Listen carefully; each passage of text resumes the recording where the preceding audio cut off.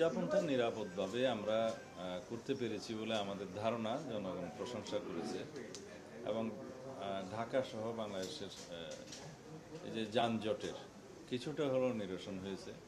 ঢাকায় ট্রাফিক সিস্টেমের ব্যাপক উন্নতি হয়েছে। আমরা অত্যাধুনিক আর্টিফিশিয়াল ইন্টেলিজেন্স প্রয়োগ করে ট্রাফিক নিয়ন্ত্রণটা করতে সক্ষম হয়েছে এই পর্যন্ত। আরও আমরা উন্নয়নের চেষ্টা করছি যাতে সমস্ত ইন্টারসেকশনগুলোতে আমরা এই একটা যান্ত্রিকভাবে অটোমেশনটা আমরা চালু করতে পারি পূর্ণাঙ্গভাবে। এখন পর্যন্ত যেটুকু চালু করা হয়েছে তার সুফল আমরা পাচ্ছি, জনগণ পাচ্ছি। এটা অনেকটা ঢাকার ট্রাফিক সিস্টেমের ক্ষেত্রে যদি বৈপ্লবিক পরিবর্তন বলি খুব বেশি বলা হবে না। এখানে মাননীয় প্রধানমন্ত্রী অত্যন্ত পরিশ্রম করেছেন, নির্দেশনা দিয়েছেন। আমাদের ট্রাফিক বিভাগ, পুলিশ এবং বুয়েটের কিছু আমরা বিশেষজ্ঞদের এখানে কাজে লাগিয়েছি। আশা করি আমরা একেবারে নিজস্বভাবে এই প্রযুক্তিটা আমরা ব্যবহার করে সফলতা পাব।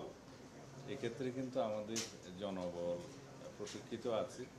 আমরা এখন ট্রায়াল অ্যান্ড এরর বেসিসে এই ট্রাফিক সিস্টেমের উন্নয়নের জন্য কাজ করছি।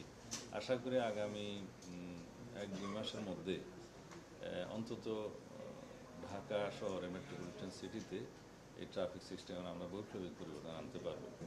আমরা আগে ঢাকাটা কতটুকু সফলভাবে কি করতে পারি এক্সপেরিমেন্টটা করে অবশ্যই আমরা অন্যান্য সিটি কর্পোরেশনগুলোতে, মেট্রো এরিয়াগুলোতে এটা ব্যবস্থা করব। স্বরাষ্ট্রমন্ত্রী আপনি বলেছেন যে ট্রাফিক সিস্টেমটাকে আপনারা এআই সিস্টেমের মধ্যে এনেছেন, কিন্তু এখনো বিভিন্ন জায়গায় ঢাকা সিটি কর্পোরেশনের 2টা বিভাগ তারা নিয়ন্ত্রণ করছে ট্রাফিক। আপনার বক্তব্য থেকে প্রমাণ করে যে সিটি কর্পোরেশন থেকে আপনারা বেরিয়ে চলে আসছেন, যে জনবল দিয়ে কাজ করার চেষ্টা করছেন। এটা সিটি কর্পোরেশনের একক কোনো বিষয় নয়, এটা ঢাকা মেট্রো এরিয়াতে না, একক কোনো বিষয় নয়। এখানে ট্রাফিক পুলিশের সহায়তা অবশ্যই লাগে।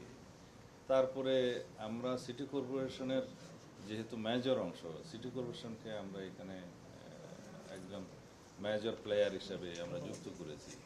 তারপরে জনসচেতনতার জন্য আমাদের আরও কিছু কাজ করতে হয়। আমরা একটা যান্ত্রিক পদ্ধতি শুরু করলাম, সেটার ব্যবহার সম্পর্কে জনগণকে যদি আমরা আগে থেকে প্রশিক্ষিত না করি, অবহিত না করি, তাহলে এটার প্রয়োগের ফল লাভ হয় না। এখন আলহামদুলিল্লাহ আমাদের জনগণ অত্যন্ত সচেতন হয়েছে, তারা রুট সিগন্যাল মেনে চলছে।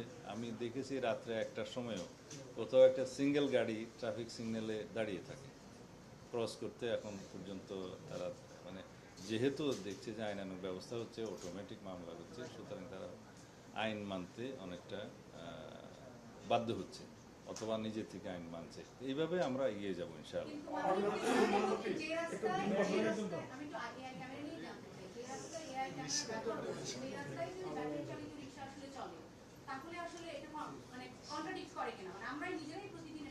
অবশ্যই করে। আপনারা সবাই জানেন আমাদের দেশে ওভারনাইট হাজার হাজার এরকম টমটম বা অটোরিকশা ব্যাটারি চালিত রাস্তায় নেমে গেছে।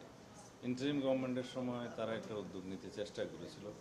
হাজার হাজার লোকজন, যেহেতু আমাদের এখানে বেকার সমস্যা বেশি, তারা কর্মসংস্থানের দোহাই দিয়ে তারা কিছুটা রিলিফ পেতে চেষ্টা করেছে। আমরাও সেটা অ্যাড্রেস করেছি। এখন তাদেরকে অন্যভাবে রিহেবিলিটেট না করে, পুনর্বাসন না করে যদি আমরা হাজার হাজার লোকজনকে ওভারনাইট বেকার করে দিই, এটাও একটা সমস্যার সৃষ্টি হবে। সেই জন্য আমরা চেষ্টা করছি তাদেরকে যাতে মেট্রো এরিয়ার বাইরে অন্যভাবে প্রোভাইড করা যায়, বেকারত্ব সৃষ্টি না হয় আর আমাদের ট্রাফিকেরও যেন কোনো সমস্যা না হয়।